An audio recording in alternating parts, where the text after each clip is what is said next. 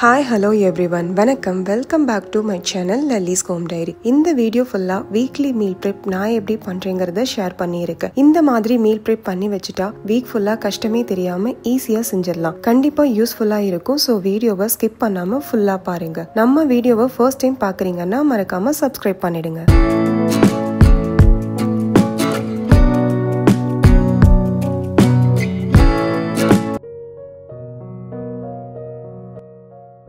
Weekly meal ப்ரெப்பில் எங்களுக்கு snacks கண்டிப்பாக இருக்கணும். பாப்பாவுக்கு டெய்லியும் ஸ்கூலுக்கு கொடுத்து விட ஏதாவது ஒரு ஹெல்தி ஸ்நாக்ஸ் செஞ்சு வச்சுருந்தா மார்னிங் டைமில் ஸ்கூலுக்கு இல்லை ஹஸ்பண்டோட ஆஃபீஸ்க்கு கொடுத்து விட ரொம்ப ஈஸியாக இருக்கும்.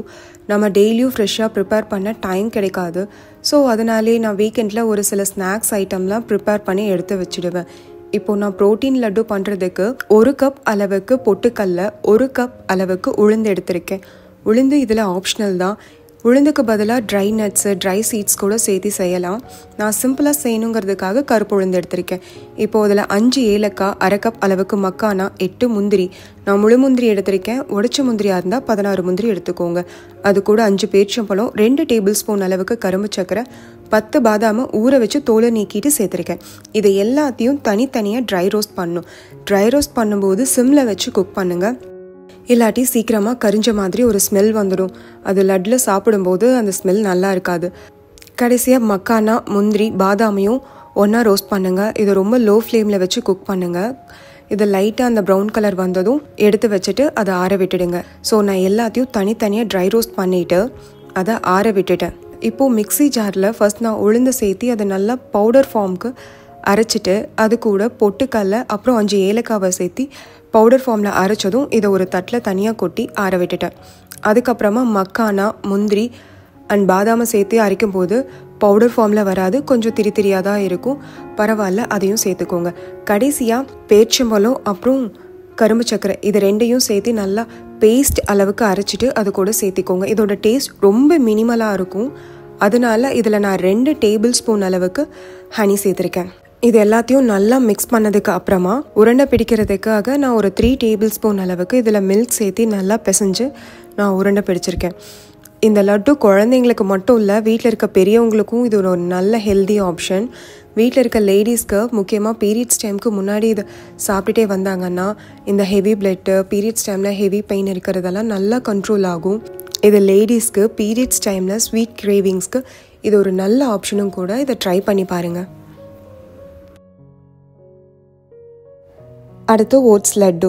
இது ரொம்ப ஈஸியான ஒரு ரெசிபி. டைம்லாம் ரொம்ப எடுத்துக்காது. சிம்பிளான இன்க்ரீடியன்ட்ஸ் வச்சு சீக்கிரமாகவே செஞ்சிடலாம். வீட்டில் யாருக்கு ஸ்வீட் சாப்பிட்ணுன்னு தோணாலும் இல்லை ஸ்நாக்ஸாக கேட்டாலும் இந்த ரெசிபியை ட்ரை பண்ணி பாருங்கள். ரொம்ப குயிக்காக ஈஸியாக செய்கிற ஒரு ஸ்வீட்டு. இதுக்கு 1 கப் அளவுக்கு ஓட்ஸை மிக்ஸி ஜாரில் சேர்த்து அரைச்சிட்டு இது கூட 1 கப் அளவுக்கு மக்கானாவும் சேர்த்து அரைச்சிக்கோங்க. நான் வாசனைக்காக ஒரு 4 ஏலக்காய் சேர்த்து அரைச்சிருக்கேன். இது எல்லாத்தையும் ஒரு தட்டில் சலிச்சிட்டு சேர்த்துக்கோங்க. இது கூட 1/2 கப் அளவுக்கு மில்க் பவுடர், 1/2 கப் அளவுக்கு டெசிகேட்டட் கோகோனட். டெசிகேட்டட் கோகோனட் இல்லாதவங்க துருவின தேங்காய் கூட இதில் சேர்த்திக்கலாம். ஸ்வீட்னஸ் ரொம்ப நல்லாவே இருக்கும். இது கூட 1/4 கப் அளவுக்கு கண்டென்ஸ்டு மில்க்ஸ் நான் சேர்த்திருக்கேன். இதை உருண்டை பிடிக்க தேவையான அளவுக்கு கண்டென்ஸ்டு மில்க் சேர்த்தினாலே போதும். ஒரு 1/2 கப் போதும். அதுக்கு மேலே போனால் ஸ்வீட்னஸ் நல்லா இருக்காது. இதில் கலருக்காக நான் ரோஸ் மில்க் எசன்ஸ் சேர்த்திருக்கேன். இது கம்ப்ளீட் ஆப்ஷனல் தான், கம்பல்சரியாக சேர்த்தணுங்கிற அவசியம் கிடையாது. இது எல்லாத்தையும் நல்லா மிக்ஸ் பண்ணிவிட்டு குட்டி குட்டி உருண்டைகளாக பிடிச்சி எடுத்து வச்சுக்கோங்க. இது வெறும் ஸ்நாக்ஸாக மட்டும் இல்லை, வீட்டில் ஏதாவது ஃபங்க்ஷன் இல்லை பூஜை பண்ணுறோங்கும் போது குயிக்காக செய்கிற ஒரு ஸ்வீட் ரெசிபியாக இதை ட்ரை பண்ணி பாருங்கள். ரொம்ப சீக்கிரமாகவே செஞ்சிடலாம், ரொம்ப கஷ்டம் இருக்காது.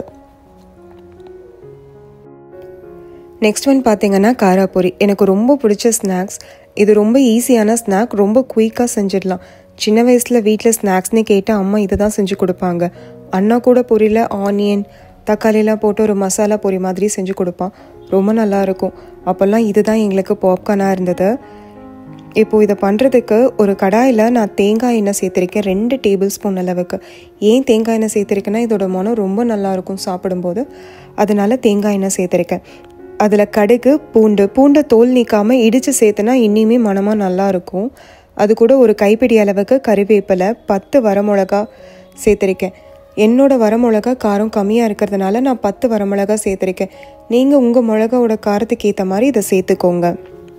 இதை நல்லா வறுத்துட்டு ஒரு 1/4 டேபிள் ஸ்பூன் அளவுக்கு மஞ்சள் தூள் சேர்த்துட்டு அதை நல்லா பரட்டினதுக்கப்புறமா ஸ்டவ்வை ஸ்லோ ஃப்ளேமில் வச்சுட்டு பொரியை சேர்த்துக்கோங்க. நல்லா மிக்ஸ் ஆனதுக்கப்புறமா ஸ்டவ்வை ஆஃப் பண்ணிவிட்டு கடைசியாக பொட்டுக்கல்ல நெடக்கடலை ஒரு 1/2 கப் அளவுக்கு சேர்த்து மிக்ஸ் பண்ணி வச்சுக்கோங்க. ரொம்ப மணமாக டேஸ்ட்டாக இருக்கும். இதை செய்யும் போது வீடு ஃபுல்லாக அவ்வளோ மணமாக இருந்தது. டேஸ்ட்டும் ரொம்ப நல்லாயிருக்கும். நல்லா ஆறுனதுக்கப்புறம் ஒரு ஏர்டைட் கண்டெய்னரில் இதை ஸ்டோர் பண்ணி வச்சு ஒரு 1 வீக் வரைக்கும் தாராளமாக யூஸ் பண்ணலாம். குக்கீஸ்னால் எல்லாருக்கும் பிஸ்கெட் மாதிரின்னு நினச்சிப்பாங்க. ஆனால் ஹோம்மேட் குக்கீஸ் வேறு லெவலில் இருக்கும். எஸ்பெஷலி வீட் குக்கீஸ் ஈஸி, ஹெல்த்தி அண்ட் கிட்ஸுக்கு பர்ஃபெக்டான ஸ்நாக்ஸ் கூட. ஃபர்ஸ்ட் டைம் ட்ரை பண்ணும்போது ஒரு ஆஃப் குவான்டிட்டியில் ட்ரை பண்ணுங்கள். டேஸ்ட் அண்ட் டெக்ஸ்சர் அட்ஜஸ்ட் பண்ணால் ஈஸியாக இருக்கும். இதோட எல்லா மெஷர்மெண்ட்ஸையும் நான் கிளியராக காமிச்சிருக்கேன். ஜாக்ரி ஒரு 70 கிராம், கோதுமை மாவு ஒரு 200 கிராம்ஸ், பட்டர் 100 கிராம்ஸ். பட்டர் இல்லாட்டி கோகோனட் ஆயில் இல்லை கீ யூஸ் பண்ணலாம். இதில் எதை யூஸ் பண்ணாலும் அதை 100 கிராம்ஸ் அளவுக்கு எடுத்துக்கோங்க. கீ யூஸ் பண்ணும்போது ஹோம்மேட் ஃப்ளேவர் இருக்கும். அதுவே பட்டர் யூஸ் பண்ணால் பேக்கரி டேஸ்ட்டில் வரும். இப்போ ஒரு மிக்சிங் பவுலில் ஜாக்ரியும் பட்டரையும் சேர்த்து நல்லா பீட்டர் வச்சு நான் பீட் பண்ணியிருக்கேன். இது ஜாக்ரிங்கிறதுனால அதோட குட்டி குட்டி பார்ட்டிகல்ஸ் அப்படியே தான் இருக்கும். பட்டர் க்ரீமி கன்சிஸ்டன்சி வர்ற அளவுக்கு நல்லா பீட் பண்ணிவிட்டு அதில் கோதுமை மாவு, பிஞ்ச் ஆஃப் சால்ட், 1/2 டீஸ்பூனுக்கு baking powder, vanilla essence 1 teaspoon சேர்த்துட்டு நல்லா மிக்ஸ் பண்ணும்போது ஒரு 3 டேபிள் ஸ்பூன் அளவுக்கு காய்ச்சி ஃப்ரிட்ஜில் வச்சு ஸ்டோர் பண்ண மில்கை ஒரு 3 டேபிள் ஸ்பூன் அளவுக்கு இதில் ஊற்றி நல்லா மிக்ஸ் பண்ணியிருக்கேன். இப்போது டவ் கன்சிஸ்டன்சிக்கு வந்ததுக்கப்புறம் ஒரு 1/2 கப் அளவுக்கு சாக்கோ சிப்ஸை சேர்த்து இதில் நல்லா மிக்ஸ் பண்ணிக்கோங்க. இந்த சாக்கோ சிப்ஸ் ஆப்ஷனல் தான். கிட்ஸ்க்கு ரொம்ப பிடிக்குங்கிறதுக்காக நான் இங்கே சாக்கோ சிப்ஸ் சேர்த்திருக்கேன். இதை சாப்பிடும்போது அதோட க்ரன்ச்சினஸ் அண்ட் ஃப்ளேவர் குழந்தைங்களுக்கு மட்டும் இல்லை, பெரியவங்களுக்கும் இது ரொம்பவே பிடிக்கும். ஸோ அதனால் நான் இங்கே சாக்கோ சிப்ஸ் சேர்த்திருக்கேன். இப்போது இதை சப்பாத்தி உருட்டுற மாதிரி லேஸாக உருட்டி ஒரு தின் லேயர் சைஸ்க்கு வர அளவுக்கு உருட்டணும். இதை உருட்டும் போது ரொம்ப ப்ரெஷர் கொடுக்காமல் உருட்டினா கரெக்டாக வரும். இல்லாட்டினா அது கட்டாய் போயிடும். இப்போது நான் ஒரு ஃப்ளவர் ஷேப் இருக்க கட்டர் யூஸ் பண்ணி அதை இந்த மாதிரி கட் பண்ணி எடுத்துக்கிறேன். எதுக்காக அப்படின்னா பாப்பாவுக்கு கொடுக்கும்போது இந்த மாதிரி ஷேப்ஸில் இருந்தால் அவங்க விரும்பி சாப்பிடுவாங்க. அதனால் கட்டர் இல்லாட்டினாலும் ஒன்றும் ப்ராப்ளம் இல்லை. குட்டி குட்டியாக ரவுண்ட் ஷேப்பில் இதை தட்டி எடுத்துக்கலாம். இதை பேக் பண்ணுறதுக்கு முன்னாடி ஒரு 10 மினிட்ஸ் வரைக்கும் நான் ஃப்ரிட்ஜில் ஸ்டோர் பண்ணி இதை எடுத்துருக்கேன். எதுக்காகன்னா அதோட ஷேப்ஸ் மாறாமல் வரணுங்கிறதுக்காக. நான் இன்றைக்கி ஓடிஜியில் இதை பேக் பண்ணுறேன். பேக் பண்ணும்போது 170 டிகிரி செல்சியஸ்க்கு 10 மினிட்ஸ் ப்ரீ ஹீட் பண்ணதுக்கப்புறமா ஒரு 10 to 20 மினிட்ஸ்க்கு இதை பேக் பண்ணி எடுத்துக்கலாம். 10 மினிட்ஸ் ஆனதுக்கப்புறம் இதை ஒரு தடவை செக் பண்ணி பார்த்துக்கோங்க. அதோட கிறிஸ்பினஸ் கரெக்டாக இருந்ததுன்னா எடுத்துக்கோங்க. இல்லைன்னா ஒரு 20 மினிட்ஸ் வரைக்கும் அதை விட்டுட்டு எடுத்துக்கோங்க. இப்போது அதை வெளியே எடுத்து வச்சுட்டு கம்ப்ளீட்டாக கூல் ஆனதுக்கப்புறமா இதை ஒரு ஏர்டைட் கண்டெய்னர் கிளாஸ் ஸ்டோரேஜ் பாக்ஸில் ஸ்டோர் பண்ணி வைங்க. அப்போ தான் ஒரு 1 மந்த் வரைக்கும் அதோட க்ரன்ச்சினஸ் குறையாமல் அப்படியே இருக்கும்.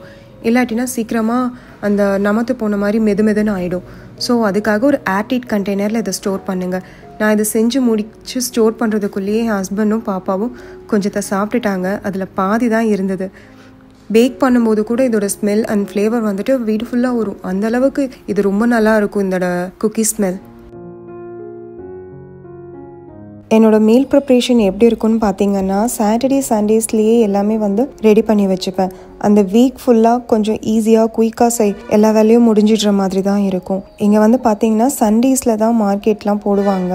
ஸோ நான் மதியமே போயிட்டு என்னென்ன வெஜிடபிள்ஸ் வேணுமோ ஒரு வாட்டி ஃப்ரிட்ஜில் அதை க்ராஸ் செக் பண்ணிவிட்டு அந்த வெஜிடபிள்ஸ் எல்லாம் வாங்கிட்டு வச்சுடுவேன். நான் வாங்கிட்டு வந்ததுமே உடனே காய்கள்லாம் எடுத்து வாஷ் பண்ணி எடுத்து வச்சுருக்கேன். அதுக்குள்ளே இந்த கருவேப்பிலை, கொத்தமல்லி, புதினா எல்லாத்தையும் சுத்தம் பண்ணி ஸ்டோர் பண்ணிடுவேன். கருவேப்பிலை, கொத்தமல்லி, புதினா எல்லாம் வாஷ் பண்ணி ஸ்டோர் பண்ண முடியாது. ஏன்னா எங்களுக்கு இங்கே இருக்க கிளைமேட் அந்த மாதிரி. நான் கருவேப்பிலை ஸ்டோர் பண்ணும்போது முழுசாக உருவி ஸ்டோர் பண்ண மாட்டேன். அந்த குச்சிகளை மட்டும் உடச்சு ஸ்டோர் பண்ணுவேன். எனக்கு குக்கிங்க்கு அந்த மாதிரி இருந்தால் தான் ஈஸியாக இருக்கும். அதனால கொத்தமல்லியுமே அந்த மாதிரி தான்.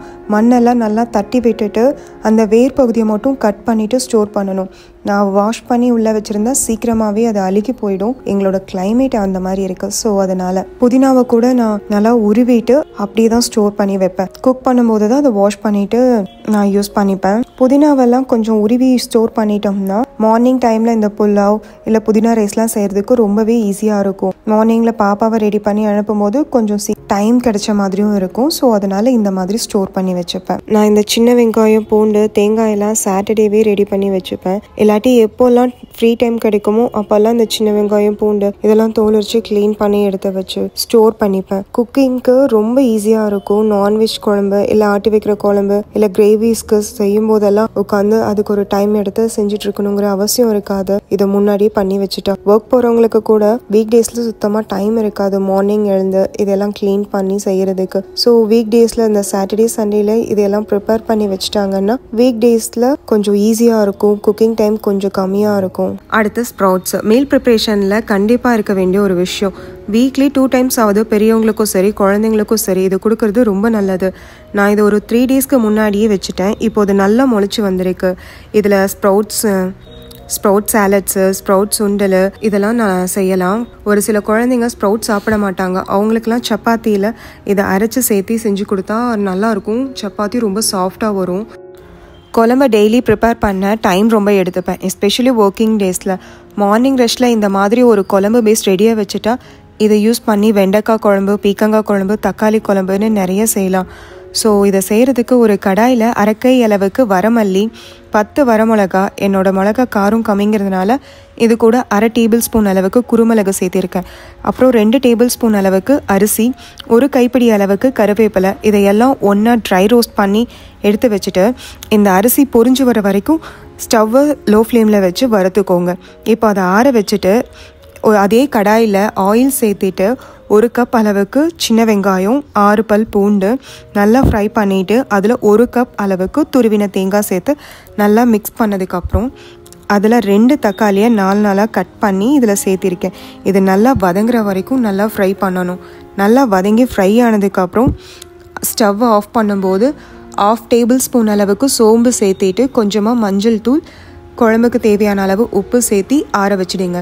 இப்போது அரைக்கும்போது ஃபஸ்ட் ட்ரை ரோஸ்ட் பண்ண எல்லா இன்க்ரீடியன்ஸும் எடுத்து போட்டு அரைச்சிட்டு அதுக்கப்புறமா இந்த தக்காளி மிக்ஸையும் அது கூட சேர்த்து நல்லா நைஸாக வர அளவுக்கு அரைச்சி எடுத்துட்டா குழம்போட பேஸ் ரெடி. இதை நான் கிளாஸ் கண்டெய்னரில் ஸ்டோர் பண்ணி வச்சுருக்கேன். இந்த குழம்போட இந்த குவான்டிட்டி எங்களுக்கு 2 தடவை குழம்பு செய்கிறதுக்கு யூஸ்ஃபுல்லாக இருக்கும். ரெடி பண்ணி நான் ஃப்ரிட்ஜில் ஸ்டோர் பண்ணி வச்சுட்டேன். நீங்கள் ஒர்க்கிங் உமனாக இருக்கீங்க, வாரம் முழுக்க ஹெல்த்தியாக குக் பண்ணி சமைக்கணும்னு நினைக்கிறீங்க அப்படின்னா முக்கியமான விஷயம் வீக்கெண்டி சுண்டல் இல்லை பயிர் வகைகளை சோக் பண்ணி பாயில் பண்ணி எடுத்து வைக்கிறது. இதை எப்படி பண்ணுறதுன்னு பார்க்கலாம். நான் சுண்டல் அண்ட் ராஜ்மாவை நைட்டே சோக் பண்ணி வச்சுட்டேன். மினிமம் ஒரு 3 வகை இல்லை 2 வகையான பயிர்களை சோக் பண்ணிட்டு பாயில் பண்ணி எடுத்து வச்சுக்கோங்க. இது பெரியவங்களுக்கும் சரி குழந்தைங்களுக்கும் சரி ப்ரோட்டீன் அண்ட் ஃபைபர் ரிச்சான ஃபுட்ஸ் கொடுக்கறது ரொம்ப நல்லது. நான் ராஜ்மாவில் சுண்டல் மாதிரி செஞ்சு கொடுப்பேன். இல்லாட்டி சப்பாத்தி, ரைஸ்க்கு, குழம்புக்கு கூட இதை கிரேவியாக குழம்பா செஞ்சு கொடுக்கறது ரொம்ப நல்லது. இந்த ராஜ்மாவில் high magnesium, potassium and starch இருக்கு. இது நம்ம ஹெல்த்துக்கு ரொம்ப ரொம்ப நல்லது. ஜிஞ்சர் கார்லிக் பேஸ்ட்னா கிச்சனில் டெய்லி யூஸ் ஆகிற ஒரு பேஸ் இன்கிரீடியன்ட். கறி, குழம்பு, பிரியாணின்னு எல்லாத்துக்குமே தேவையான ஒரு பொருள். இதை செய்யறதுக்கு 1 கப் அளவுக்கு பூண்டு, 1 கப் அளவுக்கு இஞ்சியை நல்லா வாஷ் பண்ணிட்டு ட்ரை ஆனதுக்கு அப்புறம் மிக்ஸி ஜார்ல 1 டேபிள்-ஸ்பூன் அளவுக்கு ஆயில் சேர்த்துட்டு அரைச்சிக்கணும். ஏன் ஆயில் யூஸ் பண்றோம்னா அதோட லைஃப் ரொம்ப நாள் வரும், அதுக்காக தான். நல்லா அரைச்சதுக்கு அப்புறம் ஒரு கிளாஸ் கண்டெய்னர்ல இதை ஸ்டோர் பண்ணி ஃப்ரிட்ஜ்ல வச்சுக்கோங்க. தக்காளி தொக்குனா bachelors, hostel girl, working mom எல்லாருக்குமே ஒரு லைஃப் சேவர் மாதிரி. இந்த தக்காளி தொக்கை 1 month வரைக்கும் கெட்டு போகாம எப்படி ப்ரிப்பேர் பண்றதுன்னு பார்க்கலாம். நான் இன்னைக்கு 1 kg தக்காளி எடுத்து அதை நல்லா வாஷ் பண்ணிட்டு மிக்ஸி ஜார்ல போட்டு அரைச்சி எடுத்திருக்கேன். உங்களுக்கு இந்த மாதிரி வேண்டாம்னா சாப்பர்ல போட்டு நல்லா குட்டி குட்டியா கட் பண்ணி எடுத்து யூஸ் பண்ணிக்கலாம். இப்போ ஒரு அடி கனமான பாத்திரத்துல நல்லெண்ணெய் சேர்த்திட்டு அதுல கடுகு, கடலைப்பருப்பு, உளுந்தம்பருப்பு, கருகாப்பில், ஒரு 20 அளவுக்கு பூண்டு சேர்த்து நல்லா வதக்கிக்கோங்க. இது நல்லா வதங்கி வரும்போது கொஞ்சமாக பெருங்காயத்தூள் சேர்த்து கலரி விட்டதுக்கு அப்புறம் அரைச்சி வச்சிருக்க தக்காளியும் அதில் சேர்த்து நல்லா கலருங்க. 1/4 டேபிள்-ஸ்பூன் அளவுக்கு மஞ்சள் தூள், 1 டேபிள்-ஸ்பூன் அளவுக்கு கல்லுப்பு, 1 டேபிள்-ஸ்பூன் அளவுக்கு மிளகாத்தூள் சேர்த்து நல்லா கொதிச்சு வரும்போது சின்ன நெல்லிக்காய் அளவுக்கு நான் புளியை ஊற வச்சு அந்த தண்ணியை எடுத்திருக்கேன். அந்த தண்ணியை சேர்த்துட்டு மூடி போட்டு கொதிக்க விடுங்க. அது கொதிச்சு வரும்போது ஃப்ளேமை குறைச்சிட்டு சிம்ல குறைச்சிட்டு அப்பப்போ அடியே கிளறி விட்டுக்கிட்டே இருந்தீங்கன்னா அடி பிடிக்காம இருக்கும். நல்லா சுண்டி வரும்போது 1/4 டீஸ்பூன் அளவுக்கு கொஞ்சமா ஜாகரியை சேர்த்துட்டு அது கூட வெந்தயத்தை 1/4 டீஸ்பூன் அளவுக்கு வெந்தயத்தை லைட்டா ரோஸ்ட் பண்ணி இடிச்சிட்டு அதுல சேர்த்துனா இன்னுமே மனமா இருக்கும். இப்போ அதை நல்லா கிளறி விட்டுட்டே இருங்க. தண்ணியெல்லாம் வற்றி கெட்டியாகி வரும்போது ஆஃப் பண்ணிவிட்டு எடுத்து வச்சிடணும். நல்லா ஆறுனதுக்கப்புறம் ஒரு ஏர்டைட் கண்டெய்னரில் அதை ஸ்டோர் பண்ணிவிட்டு ஃப்ரிட்ஜில் வச்சுட்டா 1 மந்த் வரைக்கும் அது கெடாமல் யூஸ் பண்ணலாம். அடுத்து புளியோதரை ப்ரீமிக்ஸ். இந்த புளியோதரை ப்ரீமிக்ஸ் ஃபங்க்ஷன் டைமில் ரொம்ப இம்பார்ட்டன்ட். இந்த மந்த் ஃபுல்லாக அடுத்தடுத்து ஃபங்க்ஷன் இருந்துக்கிட்டே இருக்கும். ஸோ இந்த மாதிரி புளியோதரை ப்ரீமிக்ஸ்லாம் முன்னாடியே ரெடி பண்ணி வச்சுட்டா ரொம்ப யூஸ்ஃபுல்லாக இருக்கும். இதை செய்கிறதுக்கு ஒரு பேனில் 2 டேபிள் ஸ்பூன் அளவுக்கு வரமல்லி, 2 டேபிள் ஸ்பூன் அளவுக்கு குருமிளகு, 1 டேபிள் ஸ்பூன் அளவுக்கு வெந்தயம், கடுகு 1 டேபிள் ஸ்பூன், வரமிளகா 5, சீரகம் 1/2 டேபிள் ஸ்பூன் இதையெல்லாம் சிம்மில் வச்சு நல்லா ட்ரை ரோஸ்ட் பண்ணி எடுத்து ஆற வச்சுட்டு பவுடராக்கி அரைச்சி வச்சுக்கோங்க. இப்போ ஒரு அடிகனமான பாத்திரத்தில் நல்லெண்ணெய் 2 டேபிள் ஸ்பூன் அளவுக்கு சேர்த்திட்டு அதில் 1 டேபிள் ஸ்பூன் கடுகு, 2 டேபிள் ஸ்பூன் உருதால், 2 டேபிள் ஸ்பூன் கடலைப்பருப்பு, 3 வரமிளகா, 1 கையளவுக்கு கறி லீஃப் சேர்த்து நல்லா பொரிஞ்சு வர அளவுக்கு வறுத்து எடுத்துட்டு கொஞ்சமாக பெருங்காயத்தூள் சேர்த்து கலரி விட்டுடுங்க. இப்போ ஒரு பெரிய சைஸ் எலுமிச்சம்பழம் அளவுக்கு நான் புளியை ஊற வச்சு தண்ணியை எடுத்துட்டு அந்த தண்ணி இதில் சேர்த்துருக்கேன். இப்போ அதை நல்லா கலரி விட்டுட்டு 1 டேபிள் ஸ்பூன் அளவுக்கு கல்லுப்பு, 1/4 டேபிள் ஸ்பூன் அளவுக்கு மஞ்சத்தூள் சேர்த்து நல்லா கொதிக்க விடுங்க. இது நல்லா கொதிச்சு வந்து கெட்டி ஆகும்போது அரைச்சி வச்சிருக்க அந்த விழுதை எடுத்து இதில் மிக்ஸ் பண்ணி நல்லா கிளறி விட்டுருங்க. இப்போ அது தண்ணியெல்லாம் வற்றி எண்ணெய் பிரிஞ்சு வர அளவுக்கு நல்லா கெட்டி ஆகும். அந்த ஸ்டேஜ் வந்ததும் ஸ்டவ் ஆஃப் ஆற வச்சுட்டு அதுக்கப்புறம் ஒரு கிளாஸ் ஜாரில் இதை ஸ்டோர் பண்ணி ஃப்ரிட்ஜில் வச்சா ஒரு 1 மந்த் வரைக்கும் இதை யூஸ் பண்ணலாம். ஒவ்வொரு வீக்கும் ஒரு ஹெல்த்தியான தோசை ரெசிபி இருக்கும். ஒரு வாரம் மில்லட் தோசை, ஒரு வாரம் சோள தோசை, ஒரு வாரம் ராகி தோசை, இந்த மாதிரி மாற்றி மாற்றி வச்சுப்பேன். இந்த வீக் அடை தோசை எப்படி பண்ணுறதுன்னு பார்க்கலாம். அடை தோசை பண்ணுறதுக்கு 1/2 கப் அளவுக்கு பச்சரிசி, 1/2 கப் அளவுக்கு இட்லி அரிசி, அதே 1/2 கப் அளவுக்கு துவரம் பருப்பு, 1/2 கப் அளவுக்கு கடலைப்பருப்பு, 1/4 கப் அளவுக்கு மட்டும் உளுந்து, இது எல்லாத்தையும் சேர்த்துட்டு 3 தடவை வாஷ் பண்ணிவிட்டு ஒரு 4 மணி நேரம் அதை ஊற வச்சுக்கோங்க. ஊற வச்சதுக்கப்புறம் மிக்சியில் அரைக்கும் போது ஒரு 6லேருந்து 8 காஞ்ச மிளகா, 1/4 டீஸ்பூன் அளவுக்கு பெருங்காயத்தூள், 1 டீஸ்பூன் அளவுக்கு சீரகம், அப்புறம் 1 டேபிள் ஸ்பூன் அளவுக்கு கல்லுப்பு, இது எல்லாத்தையும் சேர்த்து நைஸாக இல்லாமல் கொஞ்சம் கொரப்பாக அரைச்சி எடுத்துக்கணும். அதில் தோசை சுடும்போது கருவேப்பிலை, கொத்தமல்லி இது ரெண்டையும் நல்லா பொடியாக சாப் பண்ணி அதில் சேர்த்துட்டு பெரிய வெங்காயத்தையும் நல்லா சாப் பண்ணி அதில் சேர்த்து தோசை சுட்டால் ரொம்ப நல்லாயிருக்கும். இதுக்கு சைடிஷ்க்கு ஸ்வீட் கோக்னட் சட்னி, நிலக்கடலை சட்னி, கார சட்னி எல்லாம் ஒரு ரொம்ப நல்ல காம்பினேஷனாக இருக்கும். Morning normal dosa, normal idli கொடுக்கறதுக்கு பதிலாக இந்த மாதிரி ஹெல்த்தியான அடை தோசை இந்த மாதிரி செஞ்சு கொடுத்தோம்னா ரொம்ப நேரம் பசி கண்ட்ரோல் பண்ணும். ஸோ குழந்தைங்களுக்கெல்லாம் இது ஒரு ஹெல்த்தி ஆப்ஷன். நான் ஒரு 1 மந்த் வரைக்கும் சேர்த்து வச்சுருந்த பாலாடை இப்போ இவ்வளோ வந்திருக்கு. நம்ம நெக்ஸ்ட் டே வெண்ணெய் எடுக்க போகிறோம்னா முந்தின நாளே அது ஃப்ரீசர்லேருந்து எடுத்து ஃப்ரிட்ஜுக்கு மாற்றி வச்சுக்கணும். இல்லாட்டி மிக்சியில் அரைக்கும் போது கட்டி கட்டியாகவே இருக்கும், சீக்கிரமாக வெண்ணெய் வராது. அது கூடவே ஒரு 1 லிட்டர் பாட்டிலில் வாட்டரையும் சேர்த்து ஃப்ரிட்ஜில் வச்சுடுங்க. நெக்ஸ்ட் டே அரைக்கும் போது அதில் 4லேருந்து 5 ஐஸ் க்யூபும் கொஞ்சம் ஐஸ் வாட்டரும் சேர்த்து பேக் பல்ஸ் கொடுத்து அதுக்கப்புறமா ஃப்ரண்ட் பல்ஸ் கொடுத்தா ஒரு 3 to 4 மினிட்ஸ்லேயே வந்துட்டு வெண்ணெய் சேர்ந்து வந்துடும். இது ஒரு பாத்திரத்தில் மாற்றிட்டு கையில் வச்சு தட்டி எடுத்தோம்னா உருண்டை பிடிச்சோம்னா அழகாக வெண்ணெய் வந்துடும். இதை ஒரு 2லேருந்து 3 தடவை ஃப்ரெஷ் வாட்டரில் வாஷ் பண்ணிவிட்டு அதுக்கப்புறமா ஸ்டோர் பண்ணுங்கள். ஸ்டோர் பண்ணுறதுக்கு முன்னாடி குக்கிங்க்கு எவ்வளோ வேணுமோ அதை தனியாக எடுத்து வச்சுட்டு அதுக்கப்புறம் பேலன்ஸை வந்துட்டு ஃப்ரீசரில் ஸ்டோர் பண்ணுங்கள். எல்லாத்தையும் கொண்டு போய் ஃப்ரிட்ஜில் ஸ்டோர் பண்ணி வச்சோம்னா அது சீக்கிரமாகவே ஒரு 1 வீக்குள்ளேயும் மேலே பாக்டீரியா ஃபார்ம் ஆகி சீக்கிரமாக கெட்டு போயிடும். ஸோ அதனால் இந்த மாதிரி ஸ்டோர் பண்ணி பாருங்கள். இது என்னோடய ஸ்டைல் வெஜ் மயோனைஸ். நான் எக் மயோனைஸ் யூஸ் பண்ணுறதே இல்லை. எக் மயோனைஸ்க்கு பதிலாக நான் இதை ரொம்ப நாளாக யூஸ் பண்ணிகிட்ருக்கேன். இந்த வெஜ் மயோனைஸை சாண்ட்விச்க்கு, சாலட்க்குன்னு எல்லாத்துக்குமே யூஸ் பண்ணலாம். டேஸ்ட் சிமிலராக இருக்கும்.